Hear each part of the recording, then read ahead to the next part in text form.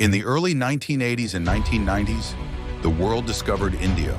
Multinational companies from the United States and Europe began outsourcing information technology and back-office work here.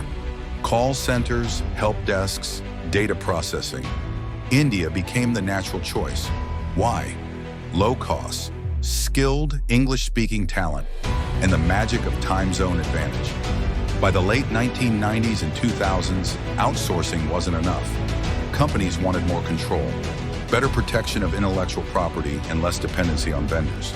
So, just like China has emerged as the factory to the world, India is now emerging as the office to the world.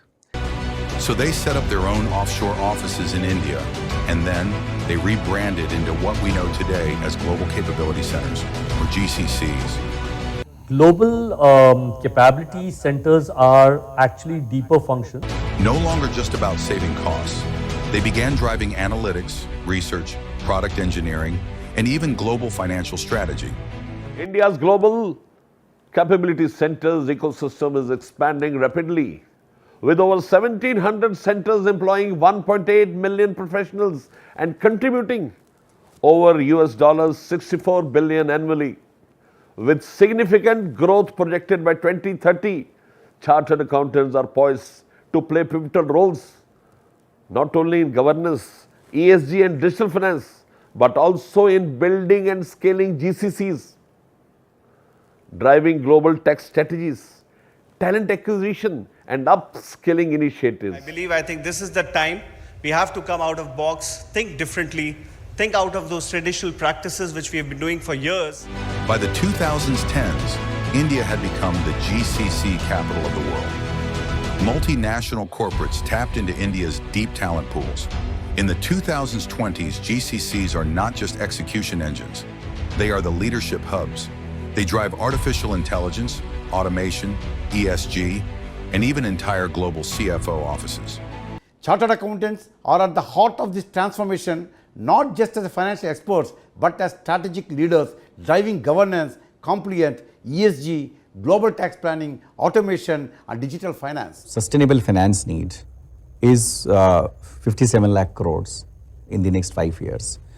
And similarly, ESG reporting is already mandatory in India. ESG assurance or impact assessment is already mandatory in India. Nowhere in the world at this scale it is mandatory. We can certainly make India as the ESG GCC capital of the world because India now hosts 53% of the world's global capability centers, and we are on track to cross $100 billion GCC industry by 2030. Earlier, the concept of export, like in services, the 4 modes. But now we have noted that GCC is also emerging. What began as cost advantage has now become one of India's greatest strategic strengths. India's edge begins with unmatched talent. Every year, more than 1.5 million chartered accountants, professionals, MBAs, and finance experts graduate. A perception to bring the difference. A perception to say, let's come out from ledgers to global leadership. India has the largest number of CFA and CPA aspirants outside the United States. Today, India is a rare and powerful blend of finance and technology. We are talking about, if we chartered accountant, 450,000 chartered accountants and 11 lakh students come together, we can be the world accountant. We can be the global accountant. And we are all the knowledge. If for this 25 years of experience which I had working with this GCC, I've seen the knowledge and the domain specialization which we own is uncomparable. That is what our mindset has to be if we are talking about GCC or anything new. India is also among the world's top 3 artificial intelligence ecosystems. With over 2,000 AI startups, GCCs here are testing the future. Artificial intelligence-driven finance, blockchain compliance, robotic process automation and audits, advanced analytics piloted in India, and then scaled across the globe. The Indian government's push adds another layer. From Gift City's IFSC to Startup India to the National Artificial Intelligence Mission, policy is becoming GCC friendly.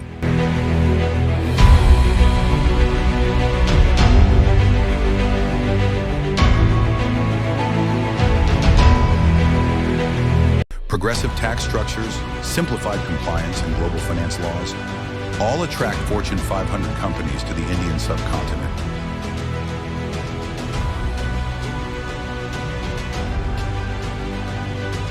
When one GCC sets up in a city, others follow.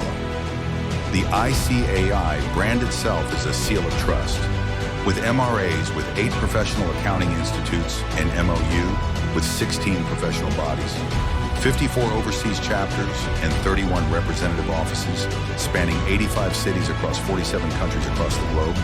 Indian chartered accountants are globally mobile. I think you guys, chartered accountants, you are the custodian of trust today. Looking ahead to Bharat at 2047, India is aiming for a $300 billion GCC industry. From ledgers to leadership, chartered accountants are rising as architects of global strategy. Catering to this, the Institute of Chartered Accountants of India has come up with a group to promote India as an accounting GCC. The Institute of Chartered Accountants of India is also set to work closely with the government ministries in structuring GCC policies across the country and collectively work in enhancing the GCC industry.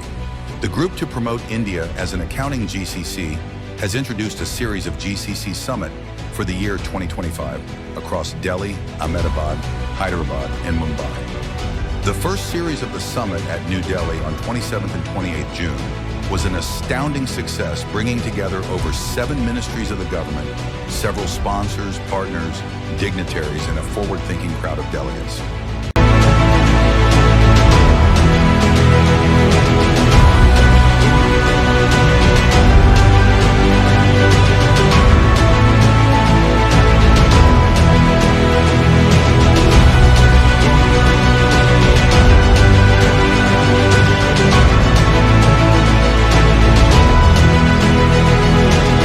ICAI is here with the second series of the ICAI GCC Summit 2025 at Ahmedabad, the gift city on 29th and 30th August. This is the time when we can say that if we are signing the audit report, today is the day when we are going to sign a $1 billion decision. India today is the undisputed leader in the world of GCCs. With one of the 2 GCCs in the world, millions of professionals, and billions in impact.